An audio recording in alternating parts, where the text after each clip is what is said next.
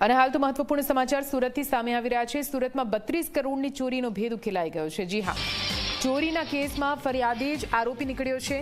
હીરાની કોઈ ચોરી નથી થઈ। 5 લોકોને ચોરીનું નાટક કરવા માટે રાખ્યા હતા। ચોરી માટે 10 લાખનો કરાર કરાયો હતો।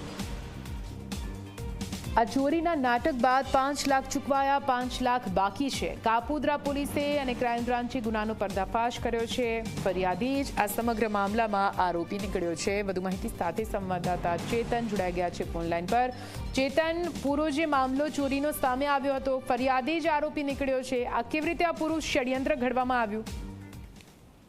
જી બિલકુલ થી સુરતના કાપોદ્રા વિસ્તારમાં આવેલી ડીકે એન્ડ સન્સ નામની જે ડાયમંડ ફેક્ટરી છે તેમાં રૂપિયા 32 કરોડના ડાયમંડની ચોરી થયા હોવાની ફરિયાદ નોંધાતા સુરત પોલીસ દોડતી થઈ હતી। પરંતુ પહેલેથી જ જે તમામ જે ગતિવિધિઓ છે તે પોલીસે શંકાસ્પદ લાગી હતી। પોલીસે અલગ અલગ ટીમો બનાવી હતી। 80 જેટલા જે પોલીસ કર્મચારીઓ છે તેમને 350 થી વધુ જે સીસીટીવી કેમેરા છે તેની તપાસ હાથ ધરી હતી। એક જે સીસીટીવી કેમેરાના જે ફૂટેજ છે તેમાં ખાસ કરીને જે રિક્ષા છે તે રિક્ષામાં જે ફરિયાદી છે તે ફરિયાદીનો મોટો દીકરો પોલીસે દેખાયા હતા, જેને કારણે મોટા દીકરાને પોલીસે ડિટેન કર્યો હતો અને ત્યારબાદ તેની કડક પૂછપરછ હાથ ધરી હતી। ત્યારબાદ જે આ દીકરો છે તે પડી ભાંગ્યો હતો અને તેણે જ આ ચોરીનું જે તરખટ છે તે રચ્યું હોવાનું સામે આવ્યું હતું। તેને પોતાના પિતા, ડ્રાઈવર અને અન્ય 2 વ્યક્તિઓ સાથે આ સમગ્ર જે ચોરી છે તે ચોરીને અંજામ આપ્યો હોવાનું સામે આવ્યું છે। આ આરોપીઓ જે સહ આરોપી છે તેમને 10 લાખનો કરાર કર્યો હતો।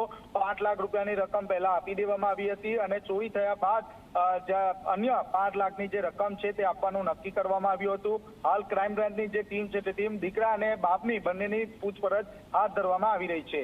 જી બિલકુલથી આભાર પૂરી માહિતી માટે।